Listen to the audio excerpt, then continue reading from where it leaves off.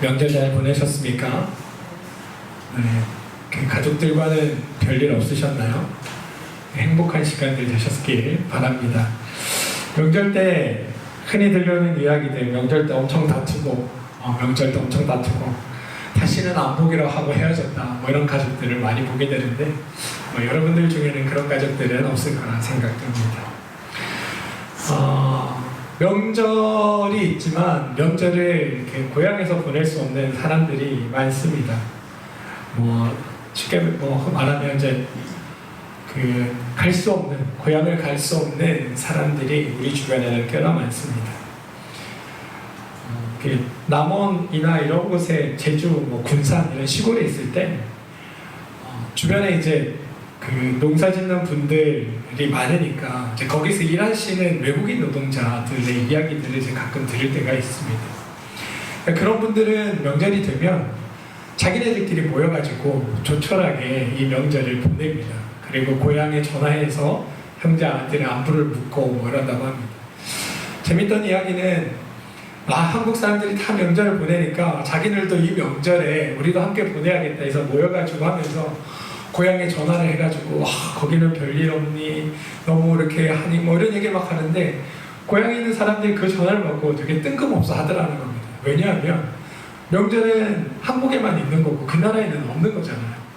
그러니까 그 나라 사람들은 그냥 아무렇지 않게 평일에 삶을 사는데 갑자기 전화해서 보고 싶다, 어떻게 지내니, 별일 없니, 행복하니, 이런 얘기들을 자꾸 물으니까 얘가 무슨 일이 있나, 한국에서 요즘 힘드나, 괴롭죠, 이런 얘기들을 고민해서 이렇게 걱정하더라라는 이야기들을 들은 적이 있습니다.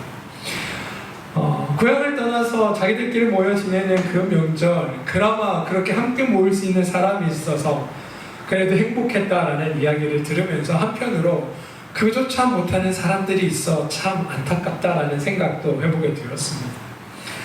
오늘 예레미야 11장 이야기는 사실은 서러운 사람에 대한 이야기입니다.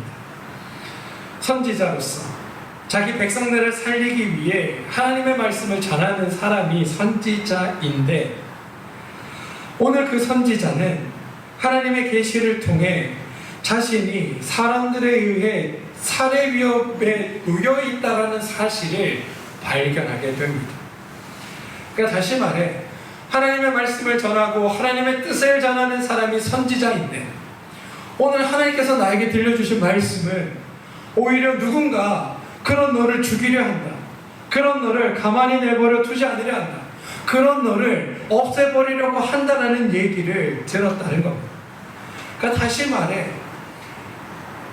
선한 일을 하고 옳은 일을 한다고 살았는데 가만히 돌아보니 내 주변에 아무도 나를 살피거나 나의 힘이 되어주거나 나의 편이 되어주는 사람이 없는 홀로 남겨진 사람, 그 사람의 이야기가 오늘 예레미야의 이야기라는 겁니다.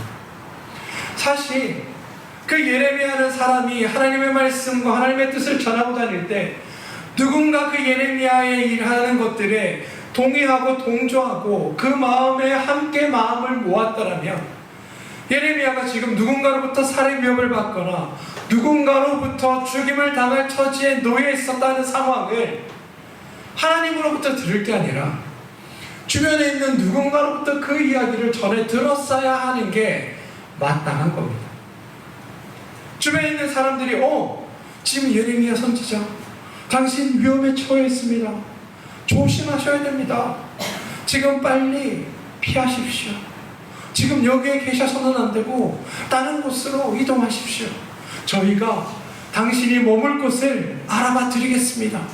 이게 사실은 예레미야 선지자에게 있어야 될 일입니다. 그런데 아무도 예레미야에게 당신이 지금 위협에 처해 있습니다, 어려운 가운데 놓여 있습니다, 당신의 목숨이 지금 경각에 달려 있습니다라고 경고하는 사람이 없자 하나님께서 직접 그에게 말씀하셨다라는 겁니다. 그게 오늘 읽은 예레미야 11장 앞서 있는 이야기입니다. 사실 예레미야는 이 이야기를 들으면서 그래, 빨리 내가 두려워서 피해야겠다, 도망해야겠다는 생각은 들면서도 한편으로는 그의 마음이 참으로 쓸쓸하고 서러웠을 겁니다.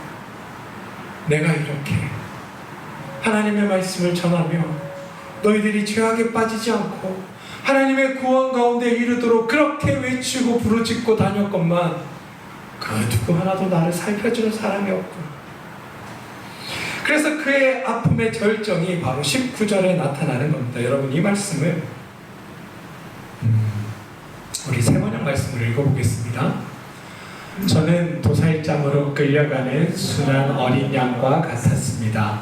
사람들이 저를 해치려고 저 사물을 열매가 달린 그대로 찍어버리자, 사람 사는 세상에서 없애버리자, 그의 이름을 다시는 기억하게 못하게 하자 하면서 음모를 꾸미고 있는 줄을 전혀 몰랐습니다. 하나님께서 경고해 주시자 그 얘기를 들은 예레미야가 지금 하나님 앞에 자신의 마음을 토로하고 있는 겁니다. 저 참 열심히 살았는데요.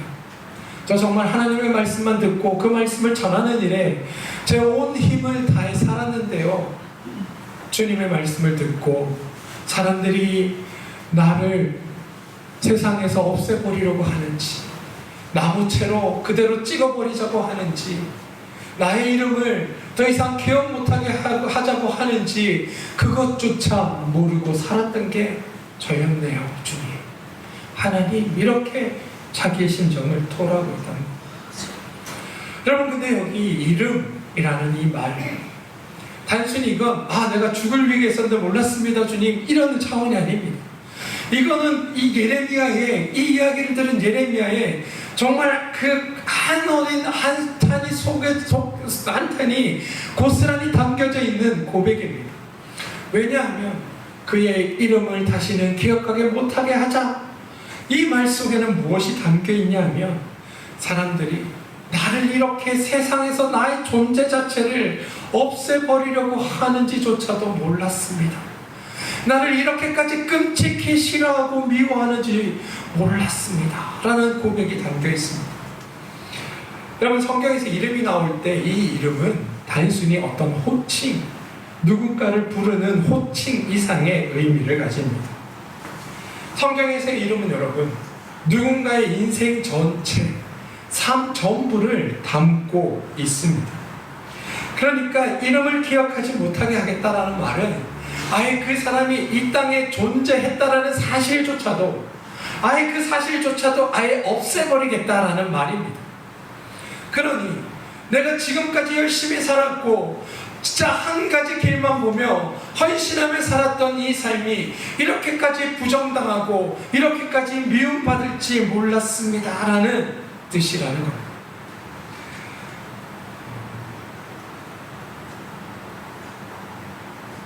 이름을 없애버리겠다, 이 이름을 없애버리고자 하는 사람의 마음은 여러분, 아예 한 사람을 세상에서 지워버리겠다라는 그 마음입니다. 근데 여러분, 이 마음은 우리의 삶으로 가져와 보면 꼭 세상의 마음과도 같습니다. 이 예레미야의 이 심정, 이 고백은 사실 세상 가운데 살아가고 있는 그리스도인들의 고백과 마찬가지입니다. 우리는 온전히 하나님의 말씀을 듣고 하나님께 충성하고 하나님 믿음 안에서 하나님의 뜻에 따라 살려고 노력하고 살았는데, 순전히 그 길만 보고 살았는데 세상 사람들이 우리를 어떻게 보느냐? 저 나무를 열매가 달린 그대로 찍어버리고 사람 사는 세상에서 없애버리고 그의 이름을 다시는 기억하지 못하게 하자라고 말하고 있다는 겁니다. 그리고 이 이야기는 오늘 우리가 함께 나눌 예수 그리스도를 향한 또 다른 이야기이면서 동시에 하나님 안에 하나님의 뜻에 따라 살아가는 우리를 향한 이야기이기도 합니다.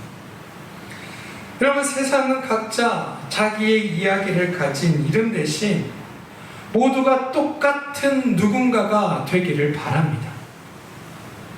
막 튀는 거 원하지 않고요, 막 어디서 나대는 거 바라지 않는 게 세상입니다. 무언가 튀면 그걸 가만히 두고 내버려 두지 않습니다. 무언가 막 뛰어나고 잘나면 그걸 그냥 그대로 보지 않습니다. 어떻게든 까내리려고 하고 어떻게든 흠을 잡아 나와 비슷한 수준으로 끌어내리려 합니다. 그게 세상의 속성이고 우리의 속성이기도 합니다. 야, 네 이름 내지 말고 우리랑 비슷한 모두 안에 네가 들어와야지. 왜 너 혼자 튀려고 그래? 야, 왜 너 혼자 잘났다고 그래? 왜 너 혼자 다르게 살아? 왜 너 혼자 특별하려고 그래? 왜 너 혼자 다른 애들과 다르려고 그래? 그러지 마. 불편해. 그러지 마. 어려워. 그러지 마. 이상해. 그러지 마. 못 봐주겠어. 그러지 마. 내가 괴로우니까 적당히 좀 해. 나와 맞춰. 나처럼 내려와. 나처럼 맞춰. 그냥 이 정도 하면 되지 않니? 그래, 이것까지는 허락해 줄게. 그래, 이 정도는 허락할게. 근데 그건 넘지 마. 선이라는 게 있어. 그거 넘으면 큰일 난다. 이게 세상의 언어라는 겁니다. 그래서 모두라는 이름 앞에, 모두라는 것 앞에 누군가의 이름을 지워버리려고 하는 것, 그게 세상의 일입니다. 그리스도인들이 세상으로부터 미움받는 것 당연합니다. 세상 사람들이 살아가는 세상의 법칙과 세상의 룰과 세상이 정해놓은 세상의 규칙들이 있는데, 그리스도인들은 그 규칙을 따르는 자들이 아니라 하나님의 법과 하나님의 뜻과 하나님의 규칙을 따르는 자들이 되다 보니 세상 사람들의 보는 눈에는 선을 넘는 사람, 좀 불편한 사람, 우리와 함께 할 수 없는 사람, 우리를 괴롭게 하는 자로 보인다는 겁니다. 예수 그리스도가 십자가에 달려 죽습니다. 죽게 된 이유는 율법학자들과 바리새인들이 세워놓은 모두라는 세상의 규칙에 그 선을 넘었기 때문입니다. 그냥 적당히 하나님 말씀 이야기하며 적당히 하나님 율법 지켜가며 적당히 자신들의 수준으로 살면 되는데, 네가 뭐 잘났다고 끈끈이 하나님 이름 운운하고, 네가 뭐 잘났다고 끈끈이 하나님 이름 외쳐가면서 이것이 옳다고 이것이 바르다고 이것이 정답이라고 말하고 살아가느냐? 나는 그거 너무 보기 불편하다. 나는 그거 보기 너무 어렵다. 나는 그거 너무 괴로워. 그러니 너 같은 거 없으면 좋겠어. 선을 넘어 감히 우리에게 도전해. 우리가 얼마나 힘이 강한지, 모두라는 것이 얼마나 강한지 너에게 보여줄게. 본보기로 너를 삼아 보여줄게. 그게 사실은 예수 그리스도가 이 땅에서 사람들에게 인정받지 못하고 죽은 큰 이유이기도 하다는 겁니다. 우리가 사는 세상도 마찬가지죠. 누구 하나 뛰어나고 대단한 사람이 아니라 그냥 적당히 우리 무리에 들어와 그냥 그 안에서 좀 높은 위치, 모두가 인정할 만한 그냥 그런 자리, 그 자리에 앉는 것 정도면 되지. 막 대단히 막 무언가를 막 대단히 스스로 오른 척, 대단히 스스로 경건한 척, 막 이런 것들은 도와주지 못하는 게 우리의 세상입니다. 그래서 그냥 적당히 누군가의 이름을 부르기 전에 모두라는 범위 안에서 숫자로 불러가며 그냥 서로를 부속품 취급하며 살아가는 게 우리의 세상 현실이라는 겁니다. 그럼 이런 세상에서 여러분 잘 사는 인생이란 무엇일까요? 성경이 말하는 잘 산다는 것, 그게 가능한 걸까요? 오늘 우리가 읽은 시편, 복 있는 사람은 이라는 시편을 우리가 함께 읽었습니다. 여러분, 이 시편을 어떻게 읽으셨습니까? 악인들의 꾀를 따르지 아니하며 죄인들의 길에 서지 않으며 오만한 자들의 자리에 앉지 아니하고 오직 여호와의 율법을 즐거워하며 그의 율법을 주여로 묵상하는도다. 이걸 읽으면 여러분, 그래, 복 있는 사람은 하나님의 말씀을 묵상하고 그의 말을 따라 살고 그런 게 복이 있는 사람이지 라고 생각하시겠지만, 여러분, 이렇게 살면 세상에서는 인정받지 못합니다. 세상에서는 왕따 당합니다. 세상에서는 아휴 그러니 저렇게 살지 라는 소리 듣습니다. 이 사실을 여러분 우리는 알아야 합니다. 여러분 스스로 한번 복이 무언지를 생각해 보십시오. 여러분 기준 안에서 복이 무언지를 생각해 보십시오. 복이 뭐라 생각하십니까? 복이 뭐라고 여기십니까? 우리는 복 이야기를 하면 늘 다른 사람과 비교하여 생각합니다. 이 비교선상에 복이라는 것을 놓고 생각합니다. 이 정도면 잘 사는 것 아닌가? 이 정도면 괜찮은 것 아닌가? 이 정도면 복된 것 아닌가?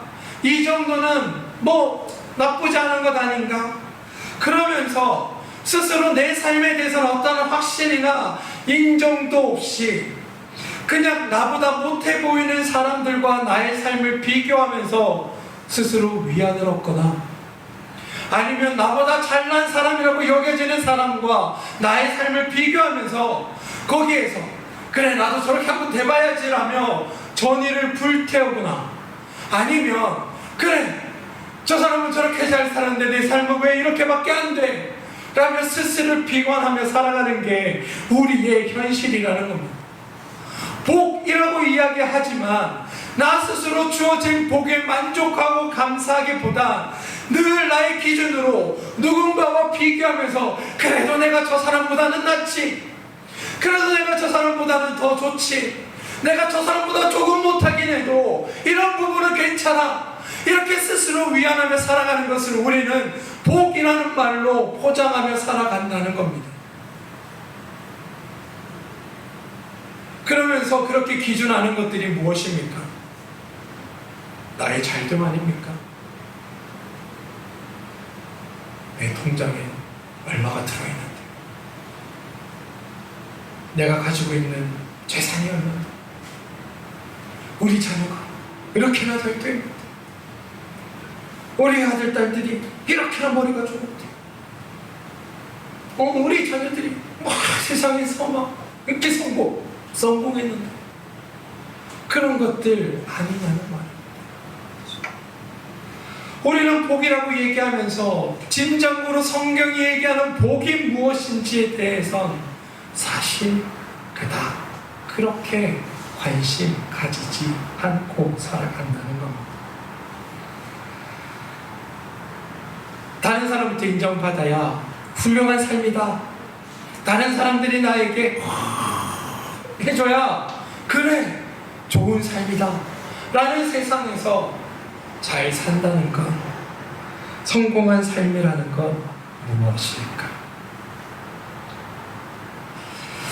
성경은 여러분 우리에게 끊임없이 하나님의 복에 대한 이야기들을 빼놓지 않고 말합니다. 끊임없이 하나님께서 우리에게 하나님의 주실 복이 너희 가운데 있음을 놓치지 않고 이야기합니다. 끊임없이 성경은 우리에게 하나님이 주실 복에 관심 가지라고 말합니다. 그런데 그 복이 무엇이냐? 그 복이 어떤 것이냐라고 물으면 우리는 우리가 듣고 싶고 우리가 생각하고 우리가 바라는 것만을 복이라고 여긴다라는 겁니다.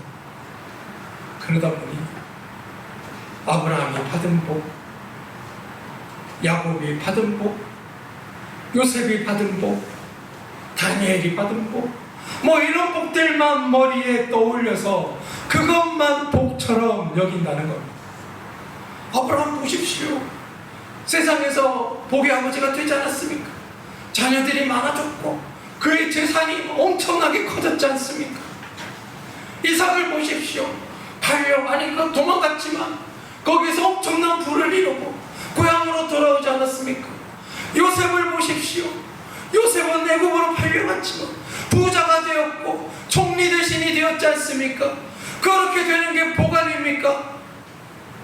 그러면 여러분, 요셉이 노예일 때는 하나님의 복은 없었다고 합니까?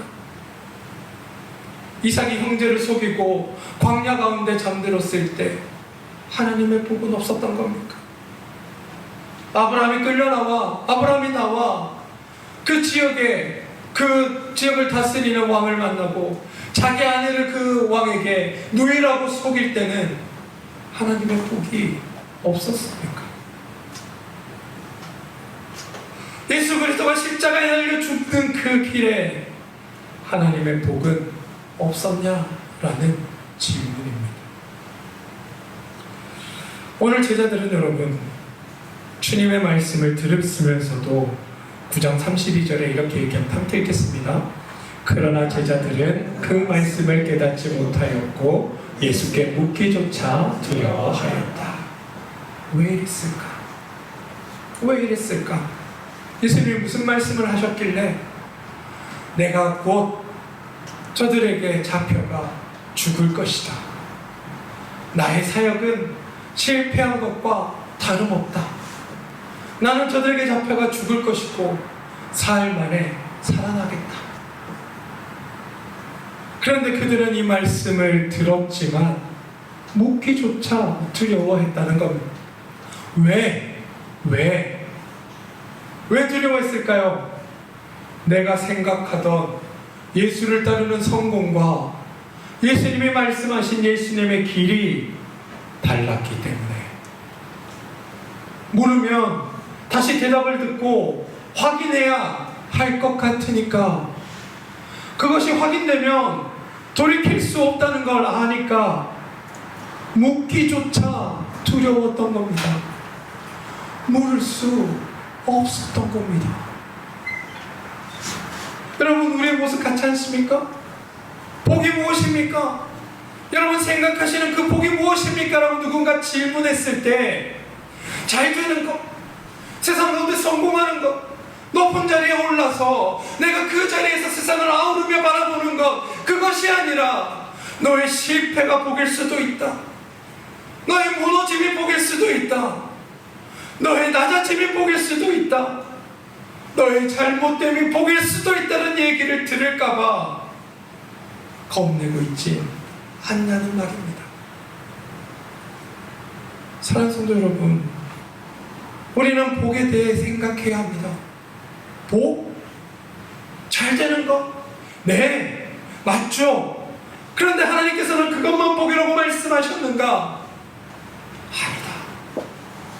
하나님의 속해 있는 너의 삶 전체가, 너의 삶을 돌보고 이끌고 이루어가는 내가 있는 한 너의 삶 전체가 바로 복이고, 그것이 너에게 축복이고, 그것이 너에게 은혜이고 은총이다라고 하나님은 말씀하고 있다는 겁니다. 다시 말해, 네가 내 안에 속해 있다면 그것 자체로 너희는 은혜 받은 자들이고, 그것 자체로 너희는 복 받은 존재들이고, 그것 자체로 너희는 복 안에 살아가는 자들이다라는 하나님의 말씀을 우리는 들어야 한다는 겁니다. 여러분은 하나님 안에 속해 살아가십니까? 하나님의 자녀로 살고 계십니까? 여러분의 삶을 이끄시는 분이 하나님이라고 고백하십니까? 그렇다면 그것으로 족한 겁니다. 그것이 복인 겁니다. 그것이 은혜인 겁니다. 그것이 하나님이 주시는 축복의 시작인 겁니다. 우리는 여러분 그 자리를 기억해야 합니다.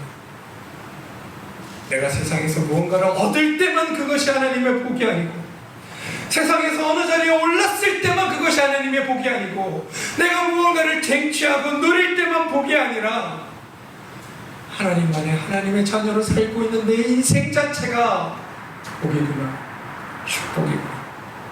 하나님의 돌보심과 은혜 가운데 살고 있는 내 인생 전체가 그것이야말로 복이고 은총이구나. 내가 하나님 안에 살고 있는 그 삶 자체가, 그것만으로 내가 복받은 삶을 살고 있는 거구나. 하나님께서, 나에게 좋은 것 주시는 하나님께서, 나에게 복된 것 베푸시는 하나님께서, 나에게 선한 것으로 갚으시는 하나님께서 내 삶을 더욱더 선하고 복되고 아름답게 만들어 가시는구나. 그러니 나는 그 하나님 안에 온전히 살아가는 것에 집중하면 되겠구나. 이게 성경이 우리에게 이야기하고자 바라는 겁니다. 오늘 주님은 이렇게 말씀하십니다. 여러분. 마가복음 9장 37절인데요. 세 번역 말씀인데 우리 함께 읽겠습니다. 누구든지 내 이름으로 어린아이들 가운데 하나를 영접하면 그는 나를 영접하는 것이요 누구든지 나를 영접하는 사람은 나를 영접하는 것보다 나를 보내신 분을 영접하는 것이다. 여러분, 이 말에 어린 하나를 영접하는 것이 바로 예수님의 십자가의 길이라는 이야기가 담겨 있습니다. 여러분, 좀 뜬금없지 않으십니까? 내가 이제 예루살렘에 올라가면 내 사역은 실패한 것과 다름없어. 나는 저 사람들의 손에 잡혀가 죽을 거야. 나는 저 사람들 손에 끌려가 십자가에 못 박혀 도살장에 끌려가는 소처럼 가서 죽게 될 거야.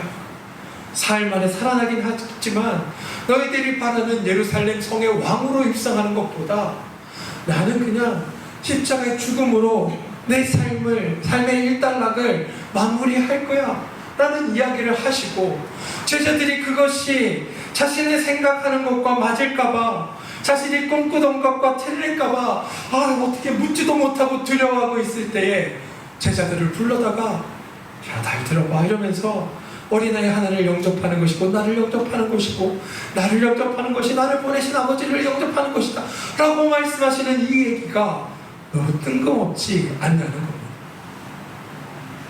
왜 주님은 이렇게 말씀하셨을까? 왜 성경은 이런 식의 스토리를 우리 가운데 들려주는 걸까? 여러분, 어린아이라는 존재를 한번 생각해 보십시오. 지금은 집안에서 가장 상전이 누구입니까? 아이죠, 아이. 태어난 아이 아닙니까? 걔를 위해 온 집안 사람들과 온 주변의 사람들이 모든 능력을 동원하여 걔를 기쁘게 하기 위해 살아갑니다. 우쭈쭈해서 한번 웃을까를 쳐다보기 위해 집안 사람들 옆에 막 까르르르 온갖 애교를 다 떨죠. 사랑하는 아내와 남편에게 보여주지도 않던 애교와 사랑의 말을 걔한테 온갖 쏟아붓습니다. 그래서 걔가 한 번이라도 까르르 웃으면 아이고 이뻐라, 아이고 좋네 이러면서 살아갑니다. 그런데 시대를 한 60년, 70년만, 제가 그 시대에 살아보지 않았지만 한번 당겨보겠습니다. 한 60년 정도 당기면 장로님 정도 되시는 형님 어릴 때 우리 장로님은 또 막내셔가지고 또 그런 사람 받고 크셨을지 모르니까 장로님 적혀드리고 우리 권사님 한번 땡겨보면 그런 사람 받고 컸을까요? 어릴 때 막 주변의 사람들이 얘 하나 기쁘게 하겠다고 나 하나 기쁘게 하겠다고 온갖 아양 떨며 막 나에게 와서 막 웃으며 친절하게 대했을까? 아마 그렇지 않았을 겁니다. 아마 한 70년 그 이전 시대만 하더라도 여자아이가 태어났다는 것 자체로 가문은 힘겨워하고 다음에 남자아이를 놓아야겠다라는 생각으로 온갖 사로잡혀 있었을 겁니다. 뿐만 아니라 어린아이라는 존재, 농사를 짓던 시대에는 어린아이라는 존재는 노동력에 기여할 바가 없습니다. 그래서 어린아이는 노동력을 제공해서 무언가 가족에 도움이 될 수 없기에 그냥 숫자가 많으면 좋은 겁니다. 많이 나서 얘가 크면 나중에 우리에게 도움을 주겠지. 그래서 하나 죽어나가도 또 나오면 되니까 라는 생각으로 인식되던 존재입니다. 그래서 성경에 보면 고아와 과부와 그걸 얘기하면서 아이들이 들어갑니다. 혼자 남은 아이 힘겹죠. 가족에 있지만 어린아이라는 존재는 존중받지 못하는 존재입니다. 이 아이가 살아갈 수 있는 유일한 방법, 이 아이가 세상으로부터 살아갈 수 있는 유일한 방법은 바로 자기를 돌봐주는 존재에게 전적으로 의지할 때 이 아이는 혼자 살아갈 수 있게 되는 겁니다. 지금이야 모든 사람이 돌봐주니까 누군가에게 전적으로 하지 않아도 돌보는 사람이 있어 걔는 잘 클 수 있을지 모르지만 이 당시만 하더라도 전적으로 자기를 의지해주고 돌봐주는 사람이 없으면 금방 외면당하고 쫓겨나게 일쓰고 뭐 하지 못한다는 이유로 천덕꾸러기 취급당하는 식량만 축내는 존재로 인식되게 일수였다는 게 어린아이였다는 겁니다. 다시 말해 가장 낮은 자, 가장 볼품없는 존재, 가장 누군가의 도움이 필요한 그냥 그런 사람, 이게 어린아이였다는 겁니다. 그러니까 주님이 지금 누구를 데려왔냐? 세상에서 가장 볼품없는 존재를 데려다가 쟤들 앞에 세우시고 이 존재를 영접해라 라고 말씀하시는데, 이 영접, 이거 무슨 말이냐면 헬라어 데코마이라는 단어인데요, 왕이신 주님의 권위 아래 이 사람을 높여라 라는 게 영접하라의 의미입니다. 보십시오. 세상에 가장 낮은 애 데려왔습니다. 예수님이 만약에 이 당시에 시간이 좀 있었더라면 아마 저기 이렇게 구걸하는 사람을 데려왔을지도 모릅니다. 아니면 혼자 힘겹게 몸 팔아 살고 있는 여인을 데려왔을 수도 있습니다. 그런데 지금 예수님 주변에 떼내기 막 뛰어노는 어린아이가 보였던 겁니다. 그래서 걔를 데리고 온 겁니다. 누굴 데려왔는지, 어린아이가 데려왔는지가 중요한 게 아니라 당시 사람들에게 가장 낮은 존재로 취급받던 이들을 데려왔다는 게 중요한 겁니다. 그를 데려다 놓고 뭐라고 말씀하시느냐? 얘를 하나님 섬기듯 존귀하게 떠받들라 라고 말씀하신다는 겁니다. 세상의 가장 연약한 자들을 떠받들어 섬기라, 이게 예수님의 말씀이셨다는 겁니다. 주님은 십자가에 자기의 실패를 예고하셨습니다. 그러나 이것이 실패가 아니라 도리어 너희를 살리는 길이다 라고 말씀하십니다. 그리고 너희를 살리는 일을 하기 위해 너희는 무엇해야 하느냐? 가장 볼품없는 자들을 존귀하게 섬기는 일을 해라 하는 이야기입니다. 이것은 무슨 말이냐? 이건 무슨 말이냐? 너희들이 커서 지금부터 가난한 이들을 위해 헌신하고 살아라 라는 말이 아니라, 세상에서 가진 것으로 비교하고 가진 것으로 나누고 서로가 누리고 있는 것들로 서로의 잘남과 서로의 뛰어남을 나누는 그 세상에서 그런 일을 하지 말고 모두가 다 사랑할 존재로, 모두가 다 섬겨야 할 존재로, 모두가 다 동일하게 존귀한 존재로 그들을 바라보라. 왜냐하면 하나님은 그 누구 하나도 그런 것들로 나누고 가르시는 분이 아니라 모두를 사랑하셔서 모두에게 하나님의 복을 주시는 분이시기에 너희들도 그 하나님을 닮아 그러한 자들 모두를 함께 품고 사랑하고 함께 살아가도록 하여라 라고 말씀하고 있다는 겁니다. 너희들 눈에 보이는 실패처럼 보이는 그 삶, 너희들 눈에 보이는 복 없는 것처럼 보이는 그 삶, 너희들 눈에 보이는 복이 없는 것처럼 느껴지는 그 자라 할지라도 그가 하나님이 사랑하는 자이니 그 자는 하나님께 속해 있고 그 자라는 것만으로 그는 하나님의 복 안에 살고 있는 자니, 너희들도 하나님의 복을 누리며 살아가는 자라면 그 또한 하나님의 복 안에 살아가는 존재로 생각하고 저주받은 존재, 죄 지은 존재로 여기지 말고 품고 사랑하며 살도록 하여라. 그게 내가 이 땅에 온 이유이고 십자가의 길을 통해 너에게 보이고자 하는 핵심적인 이야기이다라고 말씀하고 있다는 겁니다. 이해가 되십니까 여러분? 사랑하는 성도 여러분, 하나님의 복은 우리의 실패, 우리의 좌절, 우리의 무너짐, 우리의 잘됨 이런 것들로 되는 것이 아닙니다. 우리가 하나님께 속해 있다는 것만으로 우리는 이미 하나님의 복의 자녀입니다. 그런데 그 하나님은 구분지어 누구만을, 구분지어 너만을 내게 속할 자격이 있다고 말씀하지 않으셨습니다. 우리의 눈에 실패한 것처럼 보이는 저자도, 우리의 눈에 망할 수밖에 없는 것처럼 보이는 저자도, 우리의 눈에 죄인처럼 보이는 저자도 예수님께서 사랑하셔야 할 존재셨고 그들조차도 사랑하기 위해 이 땅에 오셨다고 주님은 말씀하고 있다는 겁니다. 그러니 너희가 가진 선입견으로 사랑하고 사랑하지 않을 자들을 구별하지 말고 모두를 사랑함으로 말미암아 하나님의 복이 무엇인지를 너희가 드러내고 살도록 하여라 라는 것이 성경의 고백이라는 겁니다. 사랑하는 여러분, 저는 그 자리에 여러분 모두가 서기를 소망합니다. 우리를 향하신 하나님의 뜻은 우리가 망하고 실패하고 나자빠지고 또 나만 살기 위해 나만 거룩하기 위해 나의 것을 내 주변을 이렇게 치워가는 것에 있지 않습니다. 하나님은 하나님 만드신 세상의 모두가 하나님의 사랑 안에 그 사랑을 깨닫고 살아가기를 바라시는 게 하나님의 뜻입니다. 그 일을 위해 여러분들을 부르셨고 그 일 가운데 여러분들을 서게 하십니다. 그러면서 우리에게 내가 누구보다도 너를 사랑한다. 너는 누구보다도 복된 존재다라고 말씀하고 있습니다. 우리가 선입견으로 누구를 가르고 구분짓지 않고 모두를 품고 사랑하며 나가는 그 자리에 하나님의 사랑이 드러나고 하나님의 복이 드러나고 하나님의 뜻이 드러난다는 사실을 잊지 마시고 하나님 안에서 모두를 품고 나아가는 여러분들 되시길 바랍니다. 이 말씀을 읽고 말씀을 마칠 텐데요. 야고보서 4장 8절 말씀인데요. 이 말씀 우리 상반절 말씀은 끊어왔는데 이 말씀 함께 보겠습니다. 하나님께로 가까이 가십시오. 그리하면 하나님께서 가까이 오실 것입니다. 아멘.